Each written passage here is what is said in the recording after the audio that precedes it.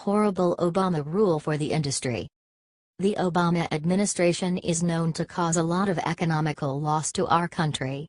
One of Obama's biggest mistakes was making the coal industry rapidly go downhill, leaving 83,000 people without a job, and closing more than 400 coal companies.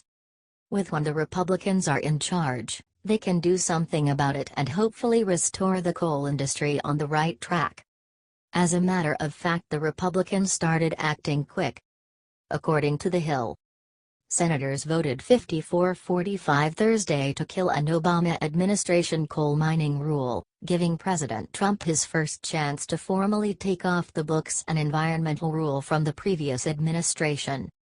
The Congressional Review Act, CRA, challenge passed by the Senate undoes the Interior Department's steam protection rule, a regulation requiring coal firms to clean up waste from mountaintop removal mining and prevent it from going into local waterways. This is so good to hear, especially by those left on the street, jobless thanks to Obama's bad policies. Share the good news.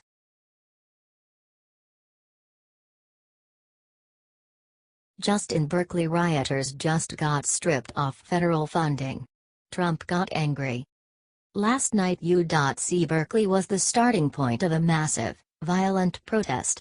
The protesters gathered to show their disagreement to the planned, legal speech by Milo Yiannopoulos, an established editor at Breitbart News. The awful protest got out of control as they beat Trump supporters and nearby civilians, made a huge property damage, leaving broken ATMs and fires wherever they set foot. As the violent protest ended, it only brought damage and terror. Therefore it is a criminal act known as hate crime. And this act has returned back at Berkeley like a boomerang. According to Breitbart, President Trump has returned the hit, letting them know that violently interrupting the freedom of speech will not be tolerated. Look at the punishment. The incident started after the police cancelled their event, hence the failed safety measures. Yiannopoulos was instantly evacuated as his security was in danger. The left is profoundly antithetical to free speech these days, does not want to hear alternative points of view, and will do anything to shut it down, Yiannopoulos told Fox News Wednesday night. My point is being proven over and over and over again. Liberals may talk about love, tolerance, and compassion. But, all we are seeing from them is terror and violence. Giving their best to divide our country. Do you think Berkeley should be cut off from federal funding? Share your thoughts below. Thank you, everyone.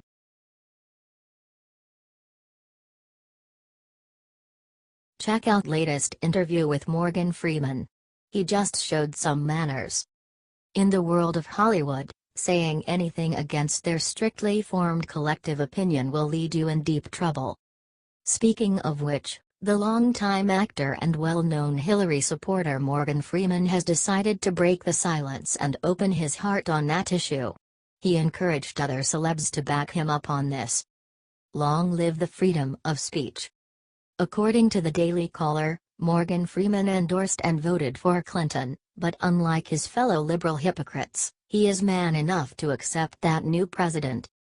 As for politics today, I supported Hillary in the election, and now it feels like we are jumping off a cliff, he told AARP the magazine. We just have to find out how we land. I'm not scared, though. I'm holding out hope that Donald Trump has to be a good president. He can't be. What I see is a guy who will not lose, he added. He is perfectly calm with our new president. At least, Trump is a winner. And liberals can't deny that. We all can agree that Mr. Freeman is a reasonable man. And, this is not the first time he turned his back on his fellow liberals. Remember his epic response to Black History Month? What, you're going to relegate my history to a month? He asked rhetorically. Which month is White History Month? He continued. Come on, tell me. Yes, he is a liberal. But Morgan Freeman has shown some manners here. Do you agree with him?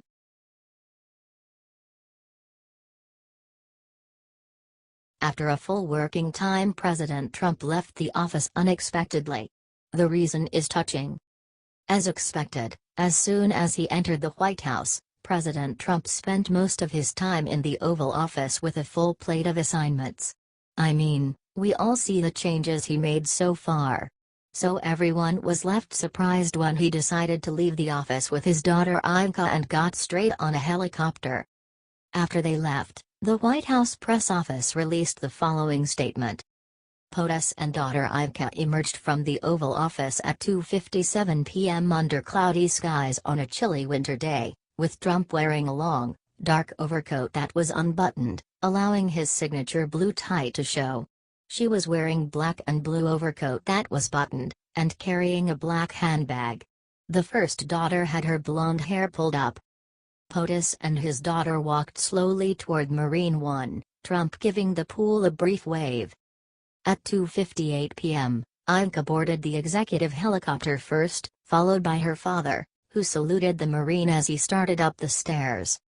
At 3 p.m., the engines fired up, and 2 minutes later Marine One lifted off from the South Lawn. Naturally, for safety reasons, nobody knew the exact destination of his trip.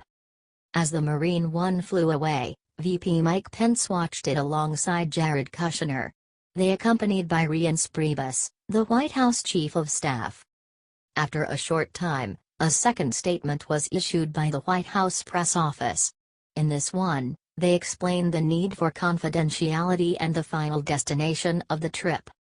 POTUS is arriving shortly or has already arrived in Marine One at Dover Air Force Base for arrival of remains of a U.S. commando killed early Sunday in Yemen during a raid on al-Qaeda in the Arabian Peninsula. The Pentagon has identified the deceased as Chief Special Warfare Operator William Ryan Owens, 36, of Peoria, Ill. Multiple news outlets have said Owens was a member of SEAL Team 6. The death occurred during the first counterterrorism operation of the Trump presidency. Senator Chris Coons, D., of Delaware is accompanying POTUS on the visit to Dover AFB. President Trump is an unavoidable part of every fallen government employee's memorial.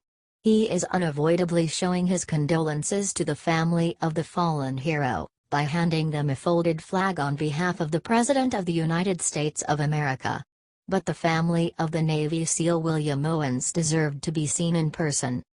This ceremony is also known as the dignified transfer, which means a transfer of all of the fallen hero's belongings to the mortuary, which will arrange them later.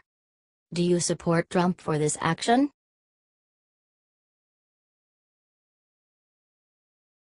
Democrat Senator Chuck Schumer just got horrible news, he's done.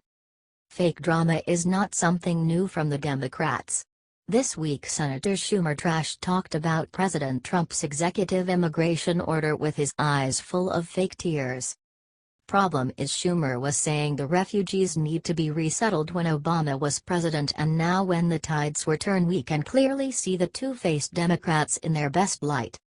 Some of the Democrats opposed Obama on his migration policies when he was president.